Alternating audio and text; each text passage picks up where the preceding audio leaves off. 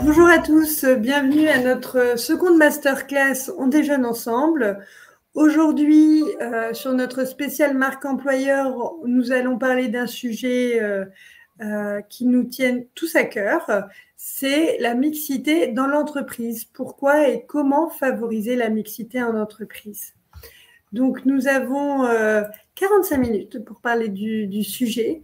Vous n'hésitez pas, pendant l'ensemble de nos interventions, vous pouvez nous envoyer des messages sur le chat. On répondra à vos questions au fur et à mesure. J'ai la chance aujourd'hui d'être avec Malika Dilmi du Corif Hauts-de-France, Morgane Awari, responsable marque employeur et attractivité chez ArcelorMittal France, et Anne Martin, DRH pour l'entreprise Delcorte. Pour commencer, je vais laisser la parole à Malika. Malika, je te laisse donc la parole pour nous parler d'un sujet, donc la mixité en entreprise. Alors bonjour tout le monde, merci de votre présence. Je vais d'abord me présenter qui je suis et l'association pour laquelle je travaille et ensuite vous parler de la plus-value de la mixité professionnelle. Alors, je suis Malika Dilmi, je suis consultante sur les thématiques égalité femmes-hommes avec une partie responsable des partenariats. Et donc, le CORIF a pour objectif de favoriser l'égalité entre les femmes et les hommes, et ce, sur différents champs. On intervient sur les collectivités, plutôt auprès des collectivités, pour favoriser l'égalité femmes-hommes au sein des collectivités de plus de 20 000 habitants, puisqu'ils ont une obligation de mettre en place, autant que les entreprises privées, un accord égalité et un plan d'action. Nous intervenons également auprès des entreprises, donc de plus de 50, de plus de 250, de plus de 1000, ainsi que les branches professionnelles, mais également les OPCO, où on les accompagne d'un appui conseil et de la mise en forme d'un plan d'action, d'un accord égalité, mais également sur une analyse statistique et qualitative, afin de faire vivre l'accord égalité. Alors, je reviendrai après sur la description. Donc, pour parler d'égalité, quand nous accompagnons des entreprises ou des acteurs, en tout cas économiques, nous avons finalement un appui conseil qui est sur 3 volets: comprendre, accompagner et outiller les entreprises. Donc, comprendre, c'est-à-dire du sur-mesure, accompagner les entreprises en regardant, en analysant leurs chiffres, en les accompagnant. Donc, on va accompagner toute entreprise et en les outillant, puisqu'on a différents outils mis en ligne sur le site du CORIF, des outils gratuits tels que des MOOC, tels que des flottes. Vous avez des MOOC sur la mixité, des MOOC sur l'égalité salariale et des MOOC sur le sexisme. Je reviens sur la présentation du CORIF. Nous intervenons également auprès des acteurs du monde économique. Alors, c'est extrêmement important, mais aussi des acteurs du monde de l'insertion. Pourquoi? Lorsque les entreprises souhaitent monter une opération de recrutement, par exemple, pour faire vivre leur accord égalité, nous avons cette spécificité qui est un partenariat avec les acteurs du monde de l'insertion de la formation. On va monter des POC, on va monter des visites d'entreprise, on va mettre en place des actions de clause d'insertion, par exemple. On va vraiment mener une politique concrète pour favoriser l'égalité femmes-hommes. Nous intervenons également sur le champ de l'éducation nationale, ce qui est très intéressant pour les entreprises. Lorsque les entreprises souhaitent valoriser des actions de communication ou valoriser des actions de recrutement en contrat d'alternance, en contrat d'apprentissage, nous avons cette spécificité d'intervenir dans l'éducation nationale. Et enfin, le volet qui est essentiel, qui est l'accompagnement de femmes et précisément l'accompagnement des femmes dans les métiers techniques. Donc, nous sommes 10 salariés, nous sommes à Lille et nous avons vocation d'intervenir sur la région Hauts-de-France, mais également sur l'ensemble de la France entière. Alors, dans le cadre d'un accompagnement entreprise, nous avons un financement spécifique, le financement de la DRETS, ministère du Travail, cofinancé par la DRDFE, Direction régionale aux droits des femmes et à l'égalité des chances. Nous avons ce financement depuis plus de 15 ans pour accompagner les entreprises à faire vivre leur accord égalité. Alors, juste un petit rappel de la loi. Je vous ai mis quelques données alors pour faire juste un petit rappel. Les obligations, il y en a 4. Je pense que je ne vous apprends rien aujourd'hui. La première obligation, quelle que soit l'entreprise, c'est de respecter la non-discrimination selon le sexe et à toutes les étapes de parcours de la personne, femme et homme. La deuxième obligation, qui est de rémunérer les femmes et les hommes de manière équitable et égalitaire. non pas à travail égal, salaire égal, mais plutôt à travail égal, à valeur égale. Ce qui est un beaucoup plus complexe, qui a mené les entreprises depuis l'index salarial, d'avoir cette politique obligatoire de travailler cette égalité salariale, mais également la valeur du travail. La troisième obligation pour les entreprises, c'est négocier sur le sujet avec les syndicats, s'il y a syndicat, évidemment. Vous avez des entreprises, par exemple, de plus de 50 salariés qui n'ont pas de syndicat. Donc, on ne peut pas forcément signer un accord, mais on va devoir, à défaut, signer un plan d'action. Ce plan d'action sera sur 1 an au lieu de 3 ans, voire 4 ans sur un accord. Négocier évidemment les salaires en publiant l'index pour favoriser une transparence. Donc, comment fait-on quand on accompagne les entreprises? Ben, en fait, on va, travailler sur le rapport unique, sexuer les données. On va d'abord, faire, vraiment une analyse pointue. On va regarder l'index, mais pas que, parce que l'index est une partie des obligations. Souvent, les entreprises, pensent que l'index suffit au 1er mars de l'année. Pas du tout. Vous avez un index publié, évidemment, sur le site, et sur votre site et pas forcément à la dernière page, mais plutôt à la première page qui est une obligation. Mais c'est pas que. On va regarder, évidemment cet index, mais on va rajouter des volets de la BDES, hein, qui est le volet de la formation, par exemple, qui ne fait pas partie, de l'index. La durée des promotions pour vérifier si les femmes ont les mêmes durées de promotion pour arriver aux 10 plus hauts salaires. On va regarder également l'absentéisme qui n'est pas forcément dans l'index. Pourquoi l'absentéisme? Vérifier si la mixité aujourd'hui dans les métiers non mixtes, bah, s'il y a un taux d'absentéisme, c'est quelque part, il y a d'autres problématiques qui pourraient être le sexisme au travail, que ce soit le sexisme ordinaire ou le sexisme malveillant, mais ça peut être aussi des violences de rapport entre les hommes et les femmes, d'où l'intérêt d'aller regarder d'autres données pour vérifier ce qui se passe exactement dans les collectifs non mixtes. On va faire des préconisations, sur mesure pour chaque entreprise, des préconisations pour résorber ces écarts et pas que, salaire égal à travail égal, mais salaire égal à valeur égale. Quand nous accompagnons des entreprises industrielles, on nous dit: «Bah oui, mais les femmes et les hommes ne font pas les mêmes métiers, donc on ne peut pas comparer des choux et des carottes». Pas de problème. Nous, on va aller regarder comment améliorer ça et vérifier quelles sont les différences de compétences et sur quel poste on peut avoir des inégalités et comment résorber ces inégalités pour que les femmes, évidemment, occupent des postes de techniciennes de maintenance, par exemple, qu'elles ne soient pas que de la manutention ou des opératrices. Comment amener cette égalité sur les chaînes de production, par exemple. Nous allons évidemment les accompagner dans leur accord. Ça, c'est assez intéressant parce que les accords sont souvent des intentions, mais pas des indicateurs de résultats, ce qui n'est pas le cas pour la loi, puisque la loi l'oblige. Donc, on va justement travailler avec eux sur l'index, mais pas que, on va mettre en place aussi des actions. Donc, l'index salarial qui est mis en place en 2019, évidemment, les entreprises ont pour obligation d'utiliser cet index pour analyser les écarts de rémunération. Utiliser les écarts d'augmentation des femmes et des hommes, utiliser un pourcentage de femmes augmentées à leur retour de congé maternité et évidemment la mauvaise réponse nécessite d'obtenir un score final d'au moins 50 sur 100. Mmh. Je suppose que vous connaissez la note à c'est 75. Alors tout de suite, je vous dis, il y a des entreprises qui pensent que d'arriver à 75 points, c'est pas pour cent, c'est des 75 points sur 100 suffit. Absolument faux. Vous devez arriver au maximum, de préférence à 100 points.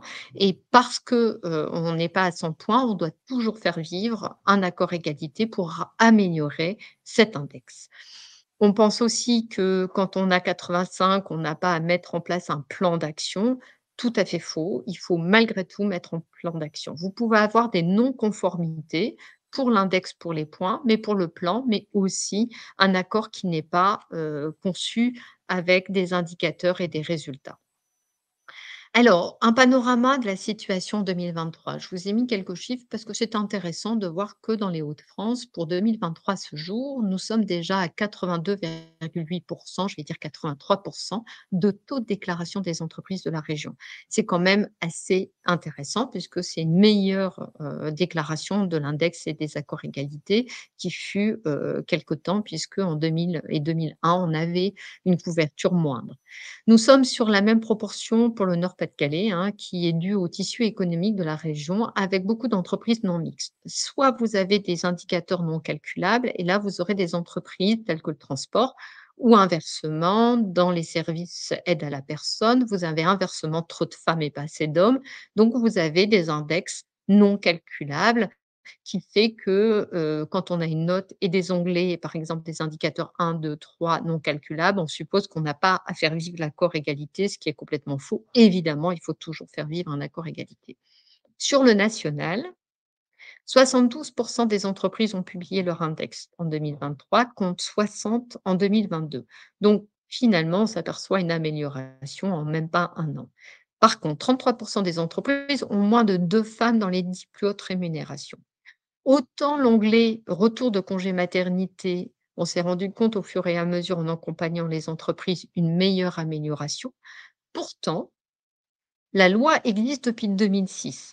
Normalement, chaque femme qui est partie en congé maternité de retour, si dans sa catégorie socio-professionnelle, il y a une augmentation, toutes ces femmes doivent avoir cette augmentation. Cette loi existe depuis 2006 et on s'est rendu compte en accompagnant les entreprises que tout le monde ne respectait pas forcément cette loi.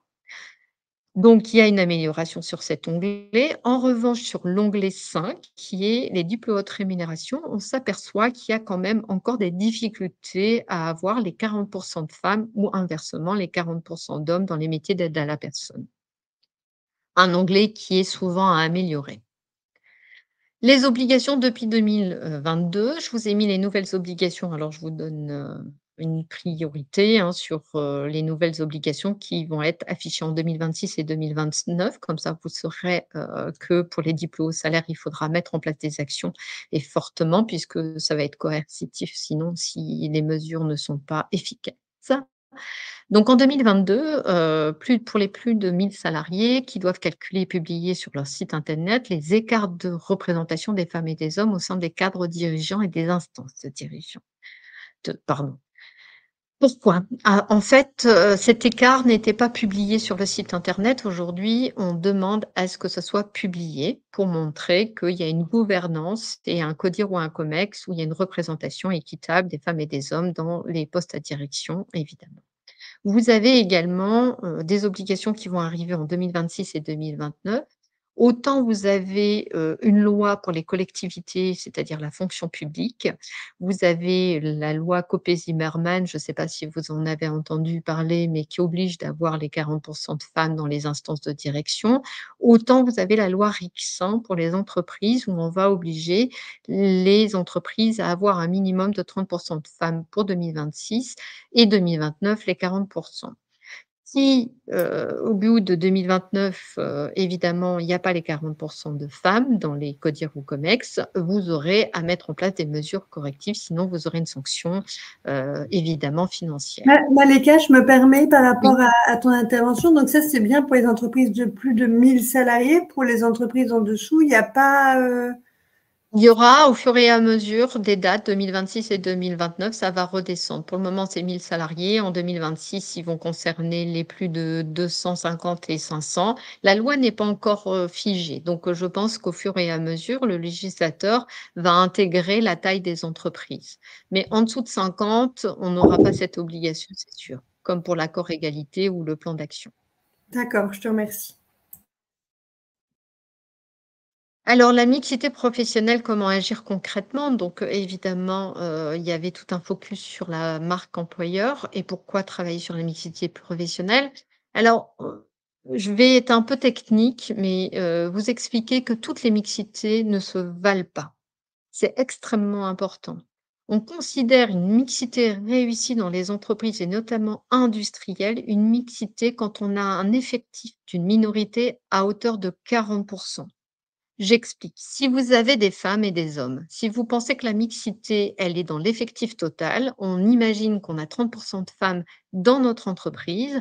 Si dans cette entreprise, les 30 de femmes se retrouvent dans les métiers de support ou les métiers des RH ou les métiers évidemment de la sécurité santé au travail, on ne peut pas considérer qu'on a une réelle mixité. On considère une mixité réelle et réussie lorsque les femmes ou les hommes, dans certains métiers peu présents, ou les femmes là dans les métiers de l'industrie, lorsqu'on a 40 des femmes dans les effectifs, tout effectif et toute catégorie socio-professionnelle confondue. J'explique.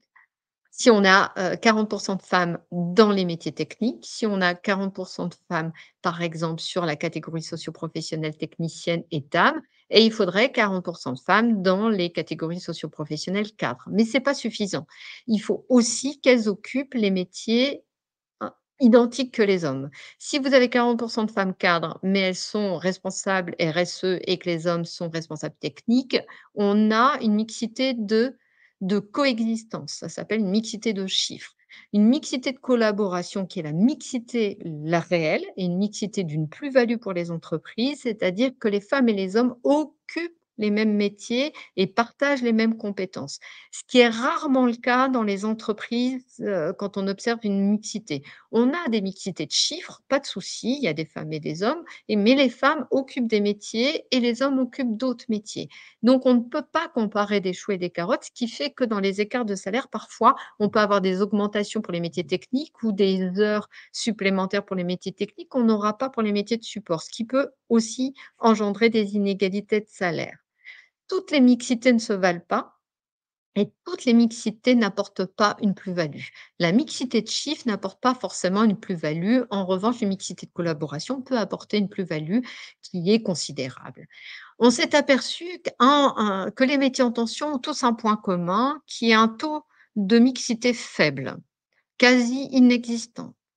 Ça, c'est assez intéressant puisqu'on s'aperçoit que la jeune génération aujourd'hui, ou en tout cas les personnes qui postulent, ont une valeur commune qui est d'intégrer une entreprise écologique, développement durable avec une vocation d'utilité, mais également la mixité est à l'honneur.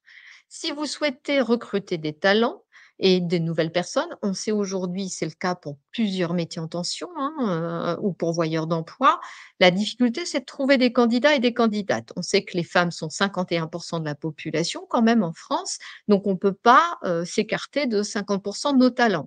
Mais si en plus on veut cette diversité dans nos talents quand on recrute des salariés, on sait quand même que la marque employeur, les engagements qu'on a, vont avoir un impact sur le positionnement des candidats et des candidates. Donc la marque mixité et la marque égalité font partie de cette plus-value pour attirer de nouveaux et de nouvelles candidates.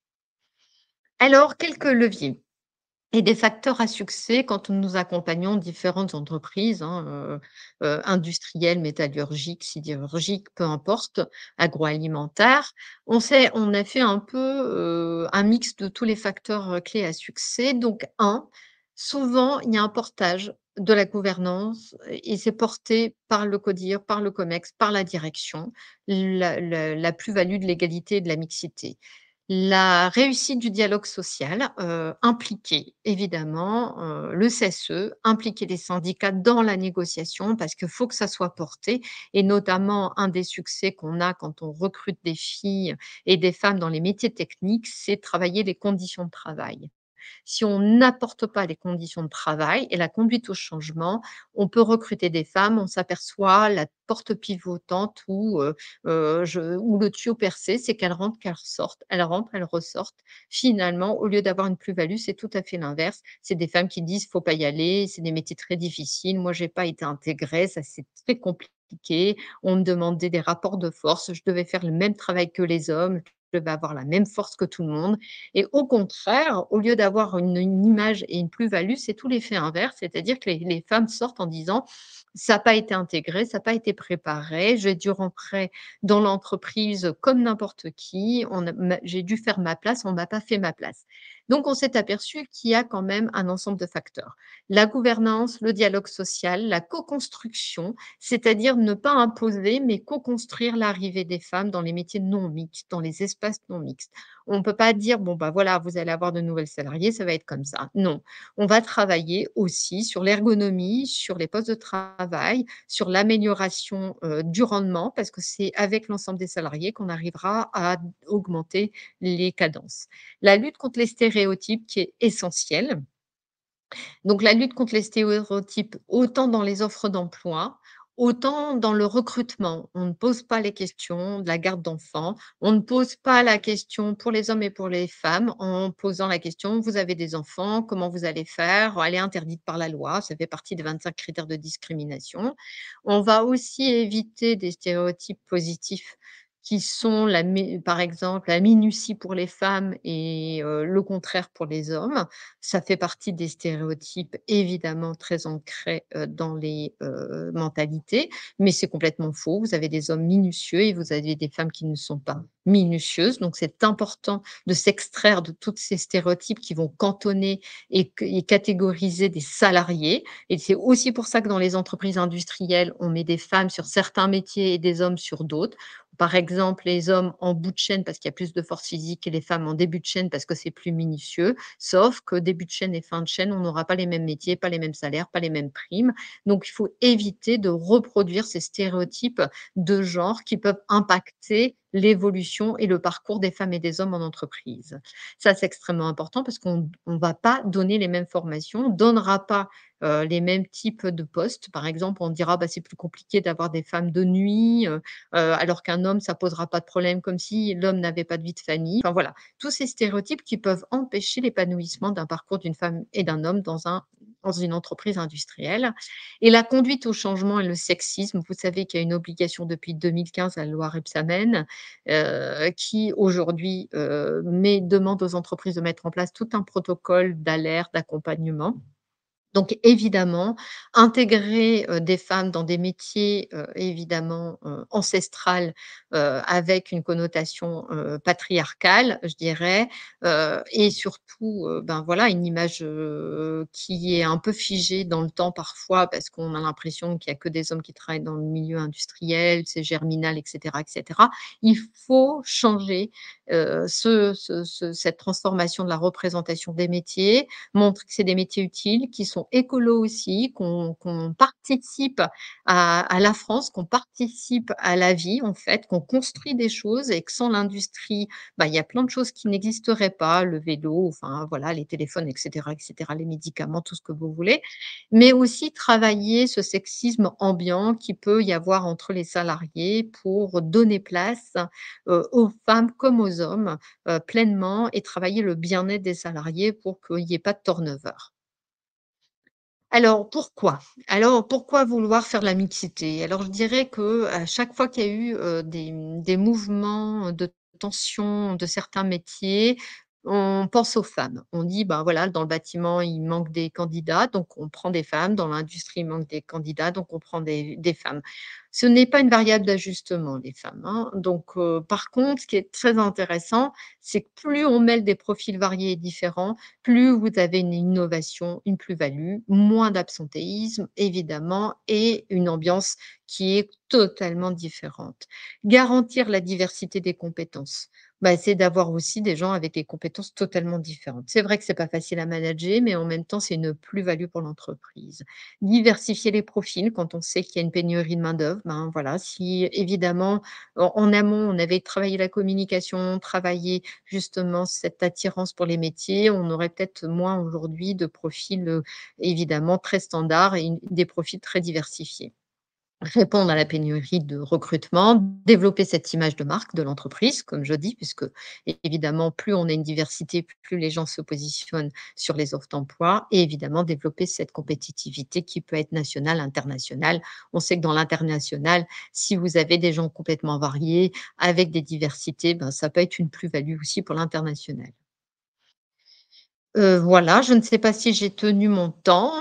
Heu, c'est voilà, il est 24, je pense que oui, hein, c'était 20 donc voilà. Merci Maleka. Pas de Merci à questions vous.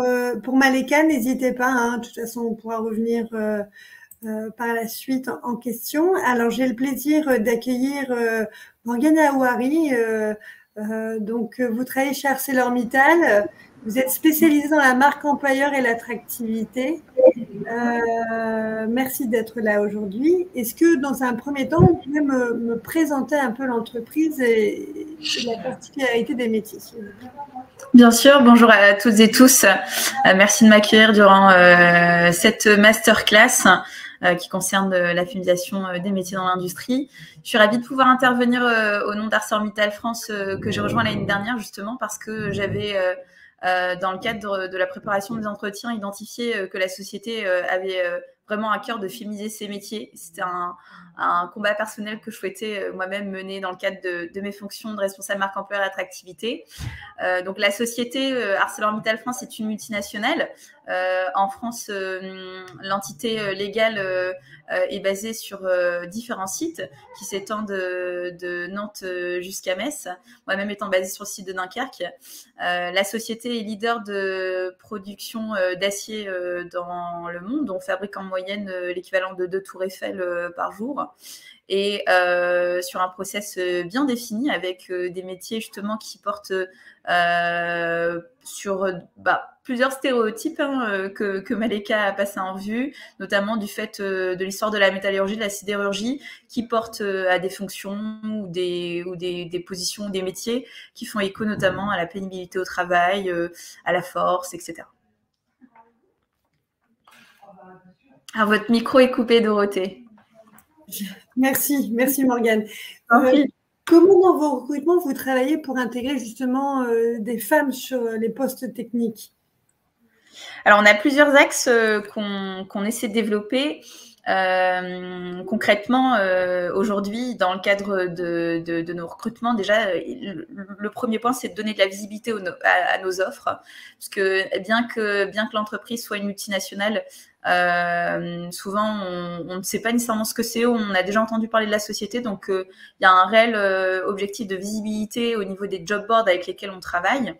Et en ce sens, pour développer justement l'inclusion, on va féminiser un peu plus nos offres en utilisant l'écriture inclusive de façon à pouvoir justement engager davantage les femmes qui les lisent. Donc ça, c'est le premier point. Le deuxième point, on organise tout un tas d'actions pour faire rayonner l'image de marque employeur de la société. Et en ce sens, au sein de la société, nous avons constitué un réseau d'ambassadeurs et d'ambassadrices qui se dispatchent sur divers événements, donc de recrutement ou dans des forums d'établissements scolaires, de lycées, d'écoles. L'objectif, c'est de pouvoir forcément de parler de nos métiers, de parler des missions, des projets d'envergure aussi qui sont actuellement en cours au sein de la société, tels que la décarbonation, la mise en place aussi d'une ligne spécialisée dans des aciers électriques. Et en ce sens, à chaque fois qu'on réalise une action, on essaie de façon, dans le meilleur des cas, de faire en sorte que la société soit représentée par au moins un homme et une femme, avec justement une mixité des métiers, hein, d'avoir une personne qui va peut-être avoir un poste dans l'ingénierie et une autre personne un peu plus technique. D'accord. Mais on parlait des stéréotypes, c'est conscient des gens. Comment vous arrivez justement à modifier ces mentalités, notamment sur les plus jeunes publics qui sont vos futurs recrutés? Alors, c'est vrai qu'on mène plusieurs actions auprès des jeunes qui sont les futurs acteurs majeurs de l'industrie de demain. On le sait, on en a conscience, que ce soit dans le cadre de nos campagnes de recrutement en stage ou en alternance. On pérennise énormément l'apprentissage qui est donné par les tuteurs et tutrices dans le cadre de campagnes de recrutement de transformation, hein, qu'on intègre. Et par ailleurs, on a réellement pris conscience que changer la perception de l'industrie, il faut commencer très tôt. Donc, idéalement sur un public de primaire et de collégiens. Et en ce sens, on mène plusieurs actions, notamment avec une association dont on a adhérent depuis plusieurs années, depuis plus d'une dizaine d'années même, qui s'appelle Elle Bouge. C'est une association qui justement sensibilise le public des jeunes filles aux métiers scientifiques, techniques, de l'ingénierie, en leur donnant justement une vision qui va beaucoup plus loin que ce qu'on peut inculquer de façon générale et stéréotypée dans la société dans laquelle on grandit en tant que jeune fille. Et de par cette association, on se rend présent dans les établissements scolaires. On accueille également visites de sites, que ce soit des publics de jeunes filles, mais également d'autres publics, où on leur montre nos installations, on leur fait découvrir nos métiers, notamment via des interventions et témoignages d'ambassadeurs et ambassadrices. On a aussi tout un réseau de marraines qui accompagnent les actions que l'on réalise sur Elle Bouge. qui peuvent parler elles-mêmes de leur parcours et davantage fédérer. Il y a aussi quelque chose qui est hyper important que l'on décline systématiquement dans nos présentations, et souvent on le fait même avec un jeu de lever la main ou non. On demande systématiquement au public s'il pense qu'au sein d'ArcelorMittal France, il est possible en tant que femme de réaliser l'ensemble des métiers que l'on propose. Alors, et bien souvent, c'est un stéréotype qu'on déconstruit tout de suite, parce qu'effectivement, que ce soit qu'on soit un homme ou une femme, on peut endosser l'ensemble des métiers que l'on propose et pour lesquels on recrute.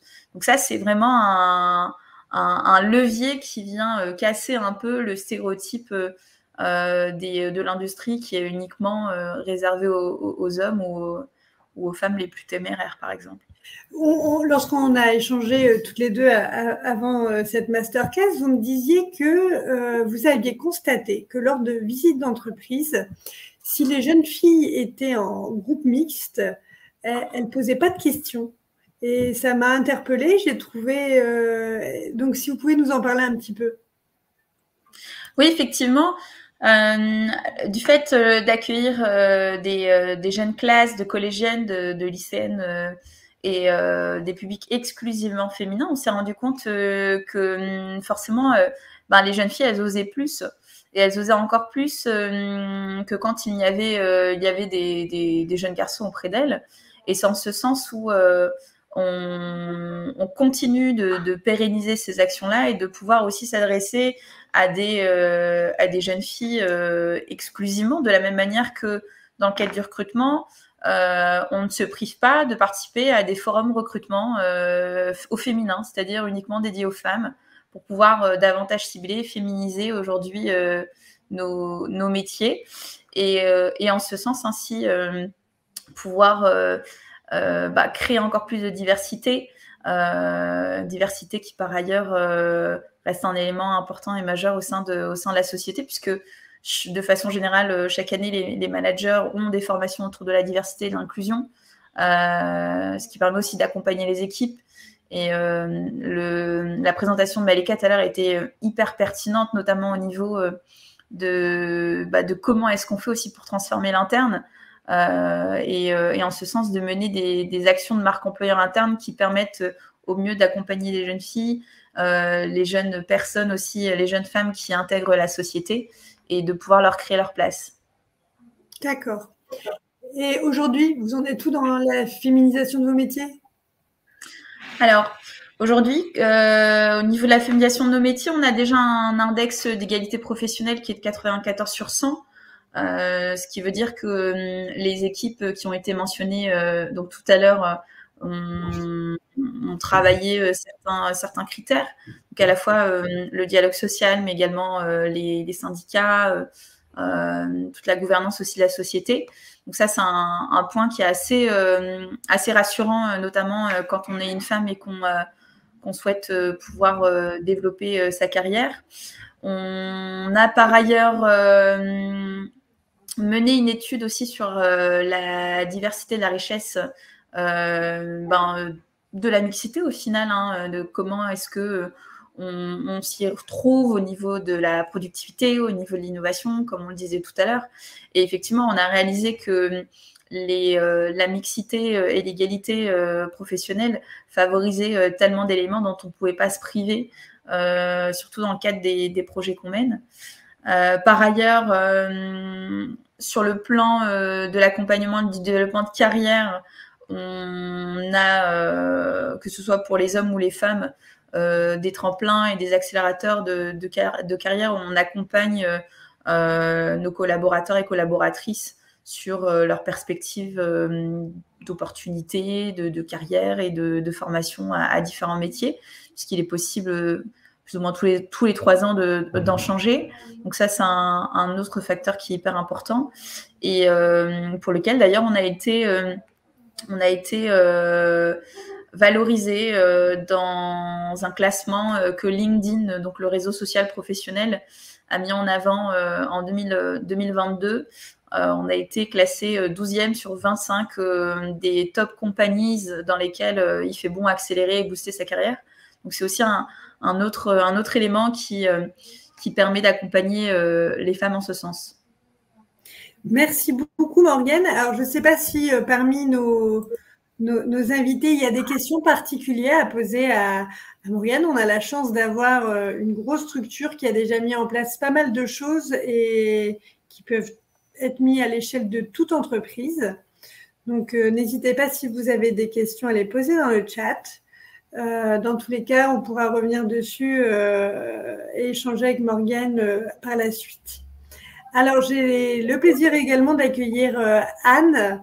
Anne Martin, vous êtes DRH pour l'entreprise Delcorte. Oui, c'est bien ça. Donc, bonjour à toutes. Merci aussi de m'accueillir au sein de cette réunion. J'avouerai que c'est un petit peu nouveau pour moi, mais bon, je le fais avec beaucoup de plaisir. Et donc, effectivement, la société, alors je vais déjà vous présenter brièvement la société en fait Delcorte. Delcorte qui est une société familiale, et bientôt centenaire, donc qui est important, je pense, de le préciser parce que c'est quand même assez rare aujourd'hui. Donc le groupe Delcorte aura 100 ans l'année prochaine, 100 ans d'existence, donc c'est quand même quelque chose. Nous sommes nous spécialisés en fait dans la fabrication de raccords et de tuyauterie destinés principalement aux stockistes, distributeurs, gestionnaires de projets. Nous fabriquons des raccords en acier, haute pression, basse pression, et notre marché est quand même principalement dédié à l'international, même le grand export, puisque je dirais qu'à 80% nous travaillons en fait avec les Émirats arabes. Et ce qui explique aussi le fait que nous ne soyons pas forcément très connus sur le secteur. Il faut savoir que le groupe Delcorte en fait contient 5 entités qui sont toutes situées géographiquement pour le bassin de la Sambre, principalement. 5 entités distinctes, mais qui ont quand même des interactions et qui peuvent fabriquer les unes et les autres les mêmes types de produits. Donc, pour revenir sur le sujet, on va dire principal du jour, qui est la mixité, je dirais que chez nous, alors de par notre dimension, nous sommes sur les 5 sites 220 salariés. Il est plus difficile, contrairement à Arcelor, de pouvoir mettre en place en fait tout ce qui a été mis en place au sein du groupe Arcelor, mais on essaie quand même de le faire et de façon, je dirais chez nous, ça se fait un peu plus vraiment de façon naturelle. C'est pas, il n'y a pas de moyens spécifiques qui ont été mis en place. Mis à part que lors de nos annonces, c'est vrai que nos annonces sont surtout rédigées de telle sorte à ce qu'elles soient adressées autant aux hommes qu'aux femmes. Donc, sachant que bon, on est toujours nous principalement dans la métallurgie avec des métiers qui ont quand même une certaine pénibilité et qui n'attirent pas forcément les femmes.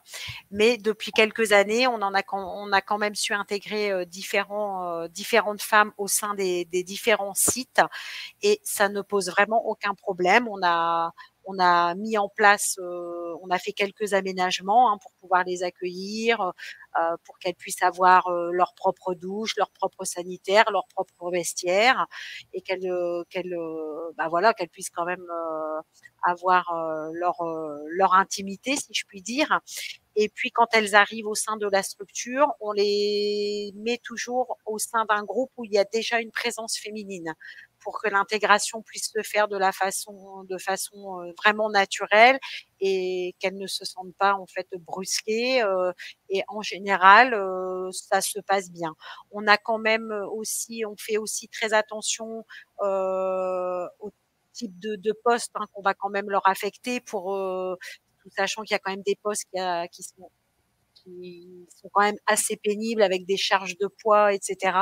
Donc, on travaille aussi sur ça depuis quelque temps, sur la mise en place d'outils ou de moyens qui puissent permettre moins de pénibilité. Mais en tous les cas, c'est vrai que chez nous, je dirais ça se fait naturellement, et ça se passe de mieux en mieux, dans la mesure où on a quand même eu ces dernières années beaucoup de départs en retraite. Il y a quand même aussi cette mixité qui est quand même un problème, je dirais, intergénérationnel. Et chez les plus jeunes, c'est quelque chose de tout à fait naturel aussi. D'accord. Et ces femmes donc, qui intègrent votre entreprise, oui. Elles évoluent au niveau de leur poste de travail? Oui. Bah, écoutez, elles évoluent. On a d'ailleurs un exemple assez concret au niveau de notre dernier parc machine, qui est d'ailleurs un peu la vitrine de chez Delcorte, où on a de grosses machines transfert qui demandent quand même une certaine maîtrise technique et également manuelle, je dirais, et qui est dirigée par un chef d'atelier qui, lui, va être bientôt en retraite. Et en fait, dans cet atelier, il y a 6 personnes et sur les 6 personnes, j'ai 4 femmes. D'accord. Et si vous pouvez, donc vous m'avez dit qu'intégrer des femmes, c'est naturel chez Delcorte. Est-ce que vous ressentez, vous, vos équipes, que la présence féminin dans vos collaborateurs apporte un plus à l'entreprise? La présence féminine. Ben, écoutez, oui, parce que je pense que dans les échanges, les idées et les visions des choses sont parfois différentes entre les hommes et les femmes, et le fait d'avoir cette mixité permet aussi parfois de pouvoir faire aboutir certains projets plus facilement, je trouve. D'accord. En tout cas, Anne, je vous remercie. Ça montre bien que de toute taille d'entreprise, la mixité peut se mettre en place. Oui, alors après, ça sera peut-être un peu plus long pour nous parce qu'on n'y met peut-être pas tous les moyens que peuvent mettre les grandes structures, mais en tous les cas, c'est tout à fait possible. Et voilà, chez nous aujourd'hui, j'ai quand même parce que bon, c'est vrai qu'on sur les 220 salariés, on a une trentaine de personnes administratives qui sont majoritairement des femmes, c'est clair. Mais par contre, en atelier, on arrive quand même aujourd'hui à une quinzaine de femmes sur des postes qui sont périns. Donc, on est content aussi. Et puis, elles aussi, ça se passe très bien. Et le travail est très bien fait et de même qualité. Et avec les hommes, la collaboration est aussi très positive. Merci beaucoup, Anne. Merci de façon identique, n'hésitez pas à poser vos questions dans le chat. Alors, pour rebondir avec ce que vous avez dit, effectivement, pour les plus petites entreprises, on n'a pas les mêmes moyens ni le temps pour travailler sur ces thématiques-là. Nous, au niveau de la Chambre de commerce, on peut vous aider sur ces questions-là. On a également un accompagnement financé par la DRET qui nous permet de travailler avec vous sur votre marque employeur. Et donc, sur qui vous êtes, quelles sont vos valeurs, vos engagements, ce que vous offrez à vos collaborateurs actuels et travailler sur vos process de recrutement. Et bien entendu, lors de ces démarches, on intègre le fait de promouvoir aussi vos métiers auprès d'un public féminin. Donc, pour cet accompagnement, il y a un mix donc pure ressources humaines avec vos collaborateurs, mais aussi on travaille avec une équipe de conseillers spécialisés en communication et numérique pour vous aider derrière à communiquer sur qui vous êtes et favoriser ainsi vos futurs recrutements et la fidélisation de vos salariés au sein de votre entreprise. Vous avez peut-être suivi notre webinaire précédent qui expliquait bien que vos salariés, c'est comme vos clients, il faut les chouchouter de la même façon parce que c'est l'image de l'entreprise à l'extérieur. Donc notre accompagnement est un accompagnement qui se fait en 2 temps. Un premier temps, un diagnostic, un second temps, une équipe de spécialistes RH numérique communication qui interviennent dans votre entreprise. Vous avez le coût du dispositif, bien entendu. N'hésitez pas à nous contacter si vous avez besoin de renseignements sur ce sujet. On est à votre disposition. Cette thématique marque employeur, féminisation des métiers de l'industrie nous tient réellement à cœur. Et on continue à échanger avec vous lors des masterclass On déjeune ensemble. Le prochain rendez-vous, c'est le 5 septembre. Et c'est sur comment dénicher vos futurs recrues et surtout où les dénicher. LinkedIn, TikTok, Instagram, Biréal, etc. Donc, je vous remercie à tous. C'est un sujet quand même. Hein. C'est un sujet. Donc, on vous attend le 5 septembre. Vous recevrez à l'issue de cette masterclass le replay. Vous pouvez le partager sans souci. Et l'invitation pour l'inscription du 5 septembre.